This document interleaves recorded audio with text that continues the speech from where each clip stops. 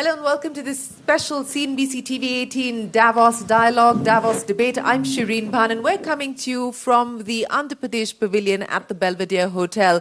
This has of course been home to Andhra Pradesh as it showcases its story to the world here in Davos. Leading the conversation has been Nara Lokesh, the Minister for IT, and of course he holds many other portfolios, but if I go down that road, we'll take up a lot of time of the panel. So without further ado, let's talk about what the state is attempting to do. It has, of course, solidified its purpose as far as ease of doing business is concerned, but it now wants to transition to speed of doing business. What does that mean, and what measures are we going to see the state government take to ensure it delivers on that promise? I also have with me an eminent set of panelists who will talk to me about their aspirations and their investment plans for the state as well as for India. So without further ado, in our last conversation, Mr. Lokesh, you talked about the fact that there's a WhatsApp group that you might even set up to get investors to talk to you directly in terms of speeding things up. So have they been on the WhatsApp group already? I think two of the panelists have my number and they're in touch with me directly. So it's government on WhatsApp and governance by WhatsApp? Well, it's about rewriting the speed at which India can actually deliver and showing the way to the world. I think India is one of those rare countries where we are able to deliver on speed, which other parts of the world are unable to do. And I believe this is just the beginning. The beauty of our great nation is that if one state starts it, rest will follow it. And I think that's going to put a lot more challenge on us in Andhra Pradesh and to start breaking records every time we take up a new project. But explain to me the difference, because when one talks about the ease of doing business, one would imagine that the speed of doing business is implicit in that. How will things change now as you move and pivot to the ease of doing business? So it's actually a very good point, right? Ease of doing business is about getting your permissions, making the entire process a lot more easy. I've started challenging my team on the service level agreements that we have on it. So for example, one of the partner who's here had an environmental clearance to be issued, but the SLA says it's 3 weeks. We got it done in 4 hours. So I believe that this is what we have to challenge every regulation that's out there, look at every SLA and truly deliver on the speed of doing business. Okay, so how do you go from 3 weeks to 4 hours? One WhatsApp message from me. So I got to hear we work on strict timelines with all the investors in Andhra Pradesh. We monitor the projects on a weekly basis. So if a project is getting delayed, we try and understand what's the issue, and any feedback is taken positively. Even criticism is welcome, so we take it positively and we work on it. And that's how we were able to get this done in 4 hours. But, jokes aside, how do you institutionalize this speed of doing business at scale? Because not everybody can be on WhatsApp with you, or not every decision can be taken on WhatsApp by you.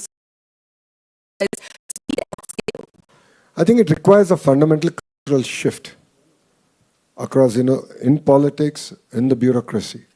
So we are doing that. So we, from our chief minister up to your VRO, we are all talking about on speed of doing business. So not the SMEs, all of them cannot reach out to me or be in touch with me, but we want to create an environment, a culture to deliver on that. That's one part. Second is the regulatory framework. So we have now formed a group which is being advised by self-made billionaires who are giving me input on which regulation, how do we go about it, how do we streamline it, and how can we truncate the time it takes for each of this, permissions and so on and so forth. And what are the permissions that we don't even need? Why does, for example, an IT company really need a pollution control board clearance, for crying out loud?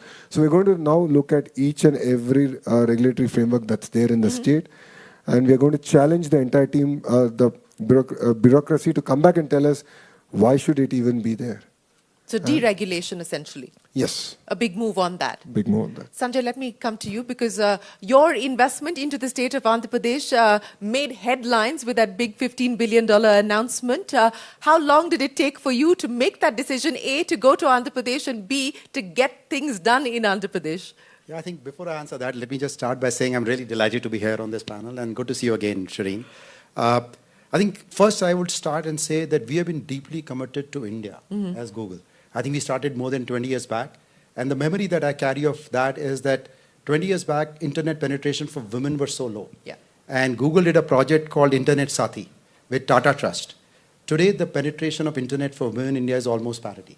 So I feel proud that we've been committed in a deep manner. And that comes to this $15 billion investment. We have committed even more deeply to this. And I think fundamentally it's 1 gigawatt plus capacity, subsea cables, the biggest project they're doing outside America for the first time. And I must say, I met the Honorable Chief Minister and respected Minister in mid-24. It was a conversation where he laid out, the Honorable Chief Minister laid out the vision, and by mid-25 it was done. It is one of the fastest projects we have done as Google in this region. And I really feel proud it's coming from India and coming from Andhra Pradesh.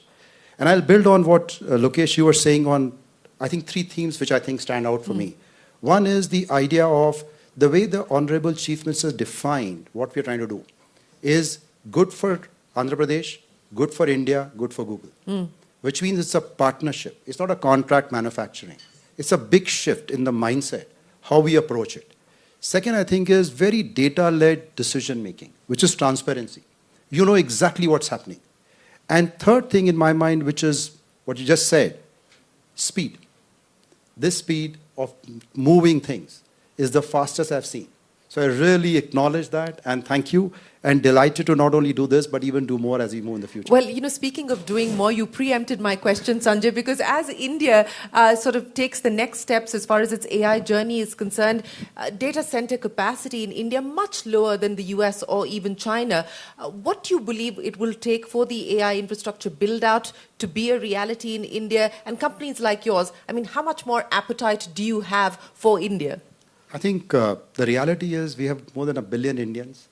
The power of AI today is that the language barrier is gone. So far, the use of technology was limited by, if you knew English language well, you could use technology. But hardly 200 million people understand and speak English. So I see India moving from 200 million people deeply using technology to almost 1.4 billion people using technology. Because there is no barrier of language, there is no barrier of literacy. You can speak, text, video, whatever format that you want to engage in. So it's going to be a dramatic increase. And what excites me, therefore, is that what we have built here will need to keep evaluating how fast to build more. And I feel from my point of view, India is really best suited to take the next leap as AI comes in because we are really good in applying the models and technology for both the benefit of society and customers. Okay, I'll come back and double down on that in just a second. But Jatin, let me come to you now. You know, it's not just ease of doing business and speed of doing business, but it's also the cost of doing business. And that is something that the state has been focusing on, specifically for the IT sector. You know, land at 1 rupee, that also created headlines. But, you know, and I want you to explain to us why that is important and why companies like yours are looking at the state. Sure. So, a few things, you know, apart from the speed and ease, I think certainty and trust also matter. And certainty and trust comes from your ability to access the entire infrastructure of the state transparently, as Sanjay was mentioning. And you have comfort that when you have a fair cause, you will see a fair response. And I think that's a big comfort that you throw a ball and then it will bounce back. It's not going to get lost. It's not going to get sort of muddled in some other controversy, etc.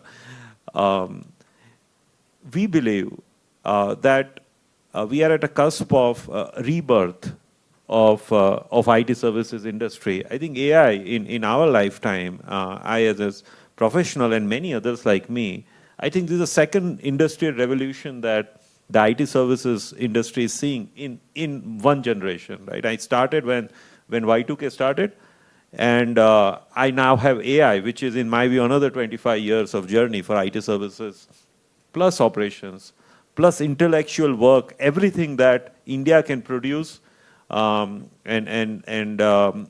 deliver to the world. So we will no longer be the services hub. I think we will be the intellectual hub for the world. And to do that, you will have to now look at where you want to be next 25 years. And when we started thinking about it, I mean, WISAC came on the top of every consideration we had. We had our own checklist of things, of excess of talent. I mean, we have incredible excess of WISAC talent in rest of the southern belt of India.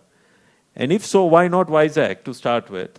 and that's where we invested. So I think, and we got very, very warm and comprehensive response from Honorable Minister, Honorable Chief Minister, and therefore we went ahead. So we feel very energized now, and Vizag is one step as we are taking. I would say one thing: we have a 6 months plan on how we are going to grow in the state. So which tells you something, how ambitious we are. Well, I just want to bring up the point that you made about the fact that the next 25 years will see a transformation of the Indian IT services sector. And this has been a sector that's been a huge generator as far as, export earnings are concerned. It's also been a big employer in India. As we transition to more AI-led, what is the expectation that the private sector has from industry, especially when we talk about talent? I mean, that is the single biggest competitive advantage that people talk of when they talk of India. How do we ensure that we are talent ready for this AI world? And what is the industry, private sector collaboration on that front that's needed? So I think the core of talent and intellectual capital is India's demographic dividend, right? I mean, that's the core. Now, what you do as an industry like us is you work with education ministry, you work with colleges. We work with another roughly 120 colleges where we influence the syllabus in last 2 years of this. We have initiative like Synapse, which has nothing to do with Cognizant. We just want to impart right technology knowledge, which is market-facing today, not yesterday's market-facing. And we have done 1 million coverage in that in last 3 years. And we have now taken an ambitious goal to get to 2 million of such training. So, so it is a great opportunity. I think I always say that there is a valley of skepticism before there is a climb of hope. And in AI, we are a little bit in that space before we see the climb of hope. We certainly see it from our vantage point, how thousands of things today India doesn't do, India would be able to do from services standpoint with help of AI. And Sanjay alluded some of that too.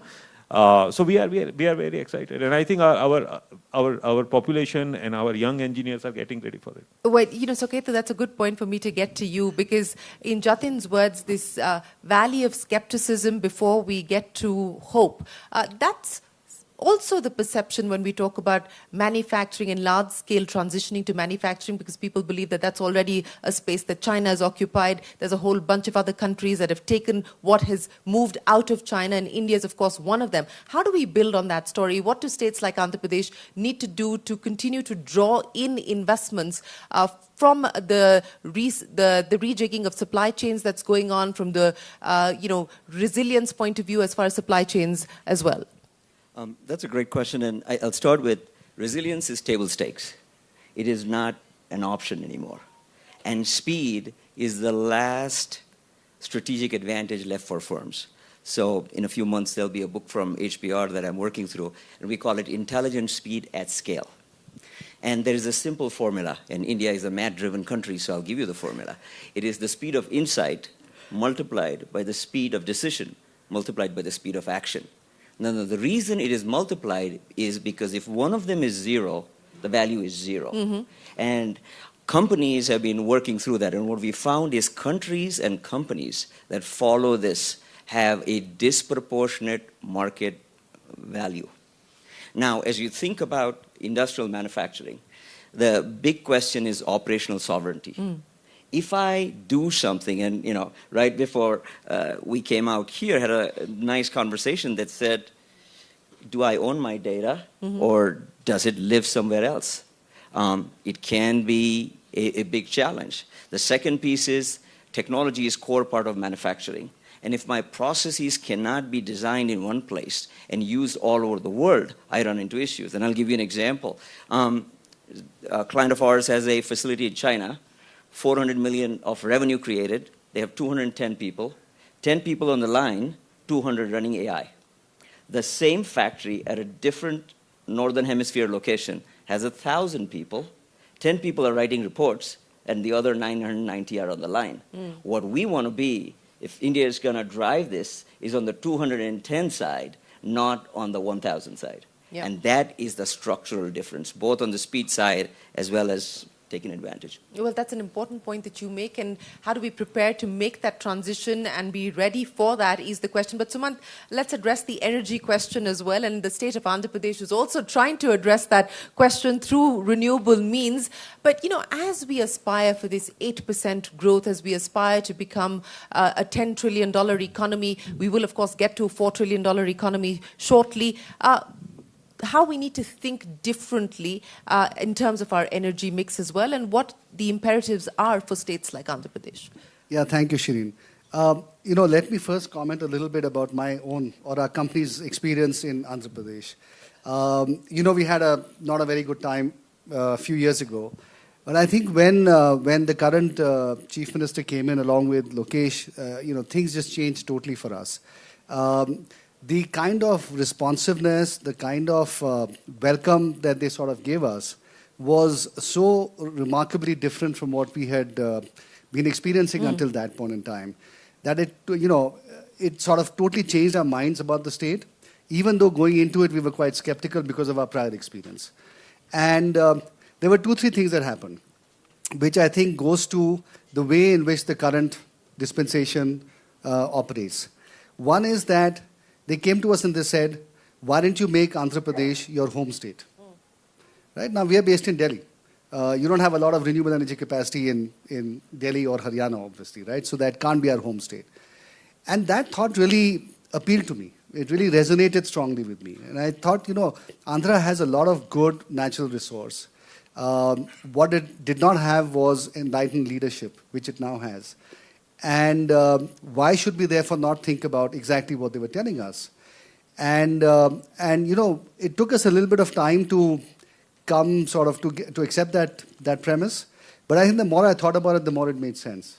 And that's why we decided to put in all our chips into Andhra in a way, right? And I give full marks to both Lokesh and to the Honorable Chief Minister for that. The second thing is accessibility was phenomenal. You know, Lokesh gave me his number. I'm in touch with him. And he, you know, when you talk about speed, he responds very fast. So if you message him, he responds back to you definitely before the end of the day. Are you using an agent, by the way, or are you actually responding to messages yourself? So that's a good point. I'll sort of try to give a very difficult, complex message the next time, which may require some personal intervention. And then I'll get back to you and let you know what happens. But that is the second thing. You know, the accessibility was really very good. And that's unusual in India. It's not very common. The third thing was not just the speed of responding to WhatsApp messages, but the speed of decision making. I think that was something that was also quite remarkable. And it's a very flat hierarchy. You know, you talk to Lokesh, you talk to the Honorable Chief Minister, and you're pretty much, you know, the decision gets made.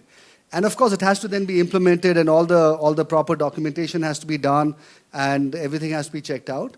But obviously, when the political side is pushing so hard, then the bureaucracy also tends to, not always, but tends to fall in line as much as possible. So I think our experience, therefore, has been very positive. And that's why, you know, we were looking to set up our ingot wafer line and for solar manufacturing.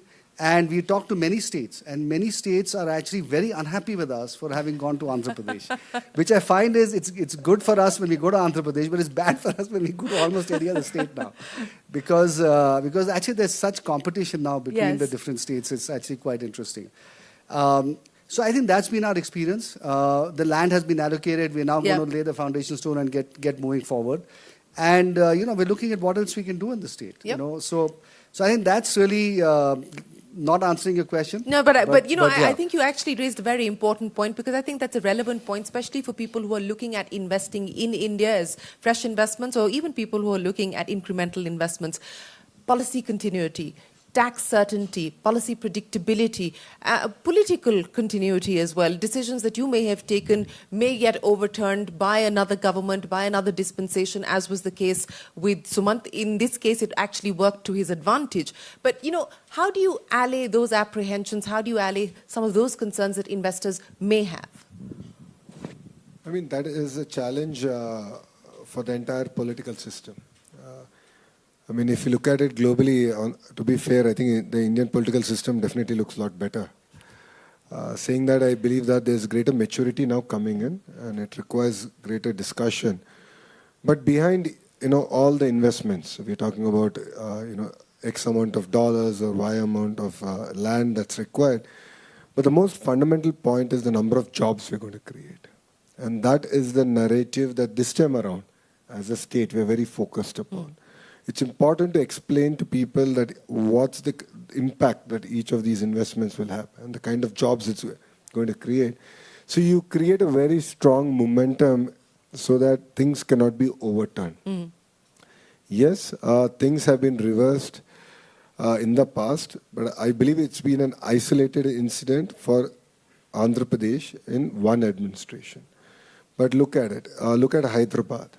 What are the foundations that Mr. Naidu laid in '94 have been continued. And look at the city today. Look at the state today. It has the highest per capita income in India.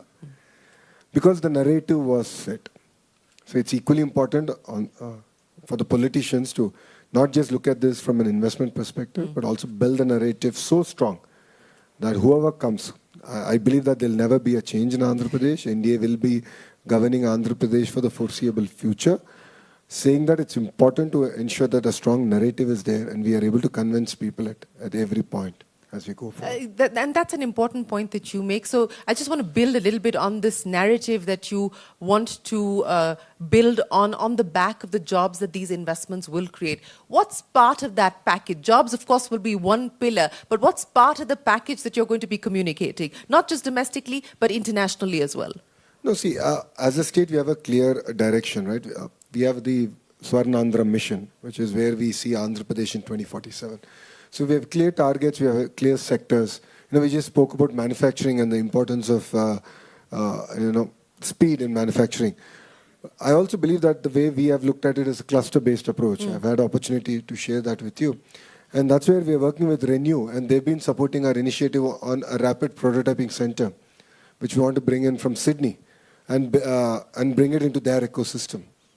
So we are working on a very cluster-based approach where there's a tight integration between verticals and horizontals. Horizontal is education, certification, and so on and so forth. Verticals are all the different components and the players who are there who make up the entire ecosystem, which I truly believe is missing in India as we speak. And that's why we are struggling with manufacturing. We are not at the pace at which we should be as a nation. And I believe the experiment that we are doing in Andhra Pradesh could be a model that can be replicated in India. Sanjay, I want to go back to the point that was just being made there by Lokesh about jobs and the importance of tying that up to the narrative of drawing in investments. There's a lot of concern around AI and what AI could do to jobs, but equally there's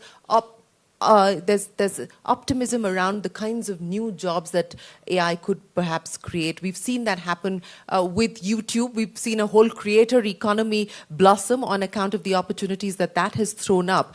But as we ready ourselves for this AI future, what will the imperatives be from your standpoint that we need to focus on, states like Andhra Pradesh, other states, India needs to focus on? I think that's a good point. Before I get there, I just want to answer one question which Sumanta raised, or that point there. He has Lokesh's number, I don't. But still, I'm going to get you to start a WhatsApp group now. The speed is still the same.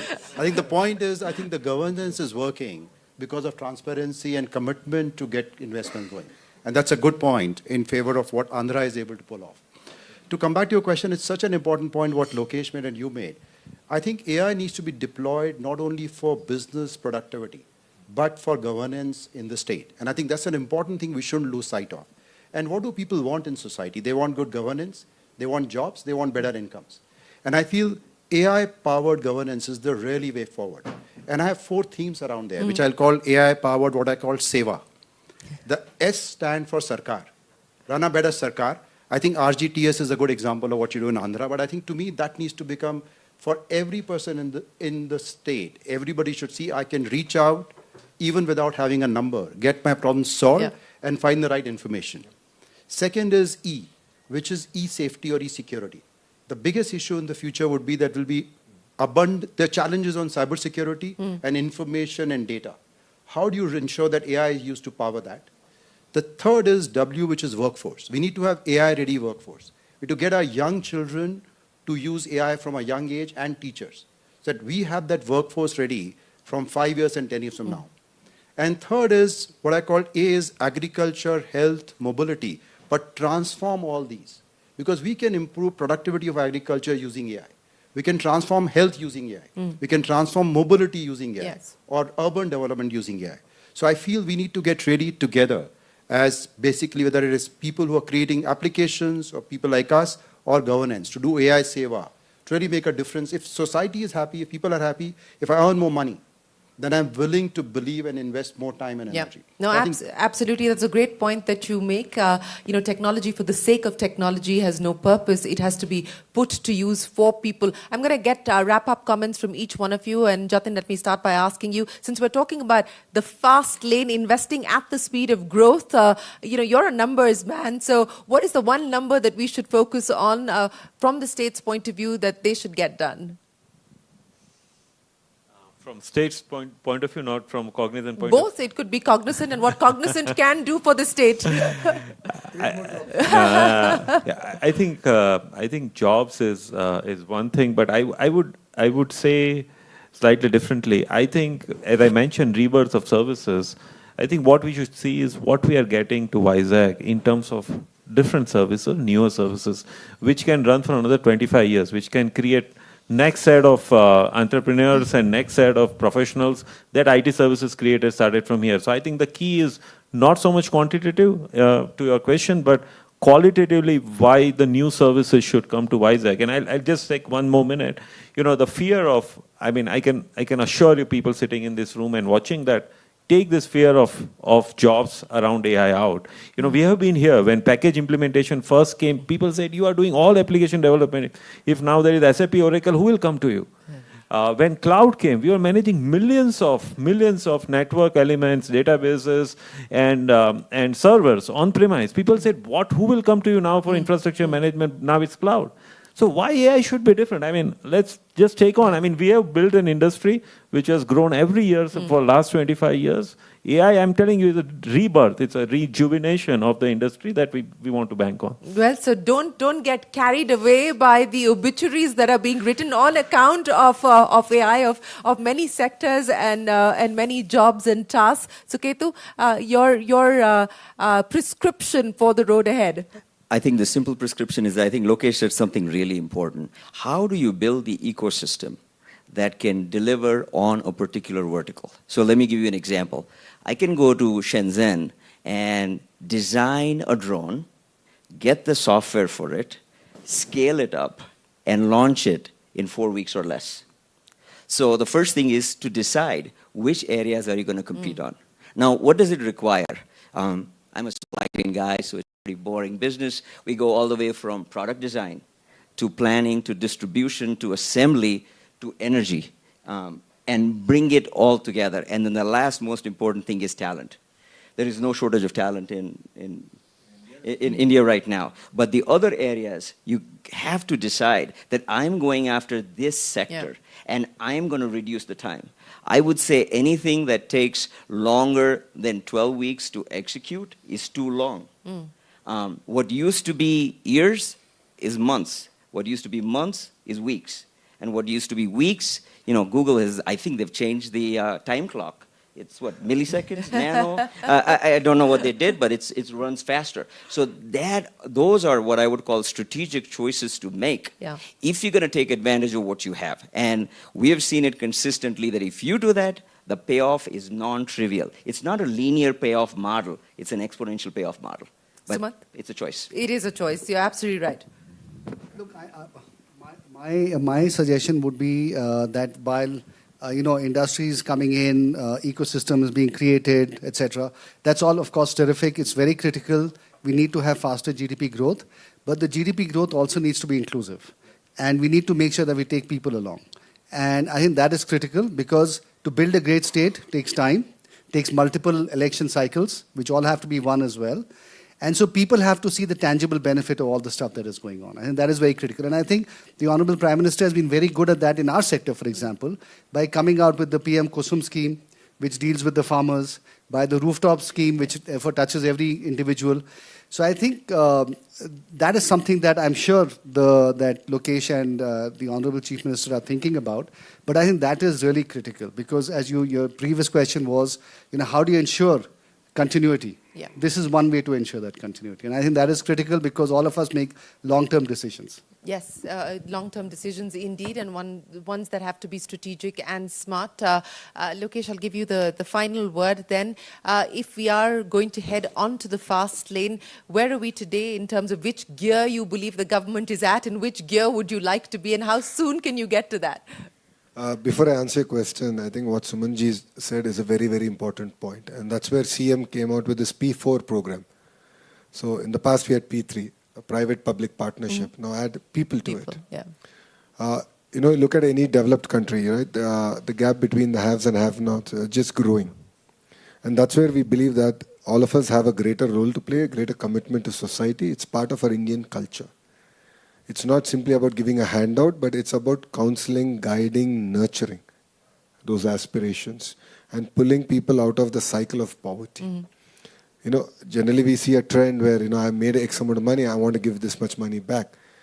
Yes, that is important, but more important is people committing time to pull people out of that cycle.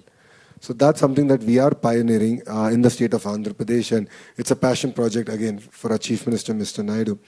So as a state, coming back to your question, I believe we are still in second gear.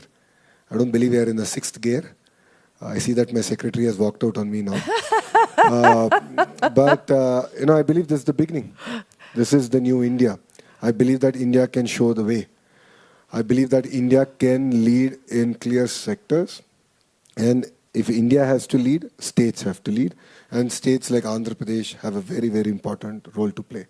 And I keep telling my entire team, the group of ministers which I chair, that there is, if no risk, no reward and no story. We heard 3 stories today, and all this happened in 18 months because all of us together decided to challenge what the norm is. So that is the new Andhra Pradesh. So 5 years on, what would the Andhra Pradesh story look like? So the aspiration, so we have about 1,000 projects in pipeline now, and our focus, as all the leaders on the dais have said, is to focus on execution. This we believe will actually take us to the $500 billion mark in terms of GDP. So that is what I believe the true outcome by which we want to measure ourselves. And again, just to go back, as Sinha ji has said, it's important now to look at whether these fruits of these outcomes are actually translating down all the way to the farmer, to the housewife who's taking care of the house really well. We have to ensure that this translates to them. It creates, improves the quality of living and improves the per capita income. Well, thank you very much to each one of you for sharing your individual stories, but more importantly, sharing the roadmap that you believe that India and the state of Andhra Pradesh must take forward to ensure that we see faster growth, we see better quality of growth, and we see more secular and inclusive growth. And as must have been very evident here, I am going to start a WhatsApp group. I shall be the admin. I shall be the admin of that group, at least as far as this particular panel is concerned, and maybe see more stories flourish, not just in the state of Andhra Pradesh, but of course in India. From all of us here, from Davos, from the Davos Dialogue and the Davos Debate, many thanks for watching. Stay tuned to CNBC TV 18. We'll be right back with you. The news continues.